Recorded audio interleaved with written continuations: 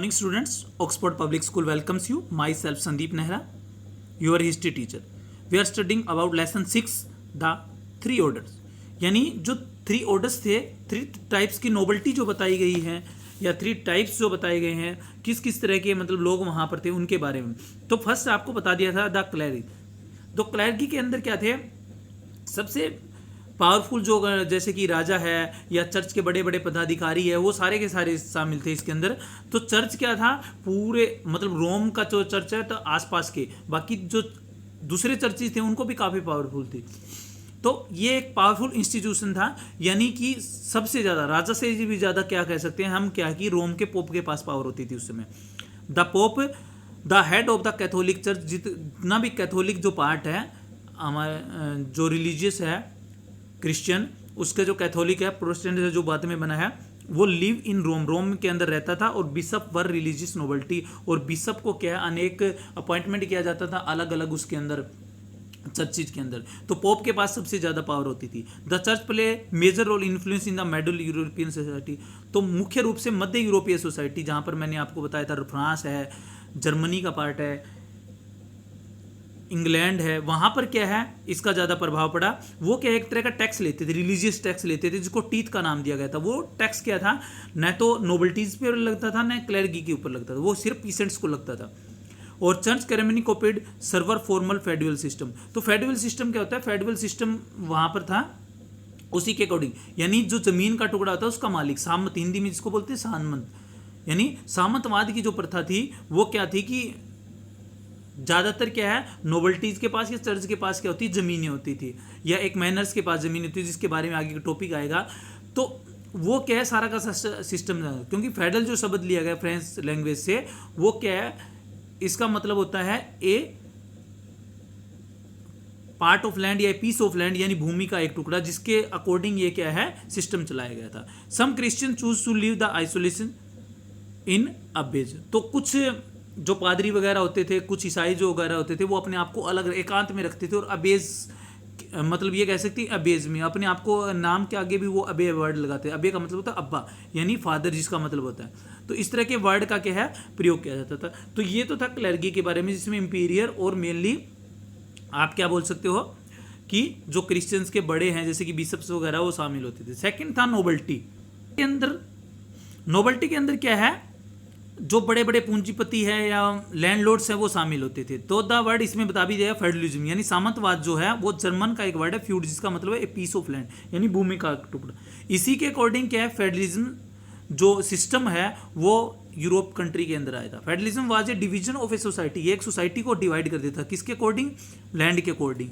और ये मेनली कहाँ का था, फ्रांस, इंग्लैंड और इटली के अंदर, जर्मनी में भी था कुछ. तो ये था. It is a kind of agriculture production relationship between lords and places. मतलब ये एक क्या था, जो खेती की जाती थी किसानों के द्वारा और लॉर्ड्स के द्वारा, उसके बीच में रिलेशनशिप का एक मुद्दा था. क्योंकि ज़मीन किसकी होती थी, लैंडलॉर्ड्स की होती थी सारी. पीसेंट तो उसके अंदर क्या करते थे, किसान तो उसके अंदर सिर्फ काम करते थे. तो नोबल्टी को सारी की सारी क्या थी, पावर थी. नोबल्टी के पास क्या होती थी, काफ़ी ट्रूप्स भी रखता था, वो अपनी सेनाएं रखता था, जिसके बदले में उसको ज़मीन दी जाती राजा की तरफ से. इसके बदले में वो राजा जब भी किसी तरह के साथ कोई युद्ध हो जाए, कोई लड़ाई हो जाए, तो उसके सैनिक जो थे वो क्या है राजा की हेल्प करेंगे. तो जो ट्रूप्स रखे जाते थे उनको फेडुअल लेविस के नाम से भी जाना जाता था. The king of France was linked to his people through the system of vassalage. तो इसी सिस्टम के अकॉर्डिंग क्या है, वेजलिज के अकॉर्डिंग ही क्या है जो फ्रांस का किंग है वो जुड़ा हुआ था. वेजलिज का सिस्टम क्या है कि जो किंग्स हैं और जो क्लर्की है वो किससे जुड़े हुए, नोबल्टी से जुड़े हुए हैं. नोबल्टी उनके अंडर में आएगी, और नोबल्टी के किसके, नोबल्टी के अंडर में पीसेंट्स आएंगे. यानी राजा का पीसेंट्स किसका कोई सीधा रिलेशन नहीं था, वो इस सिस्टम के द्वारा, वैसले सिस्टम के द्वारा क्या थे उसके साथ जुड़े थे.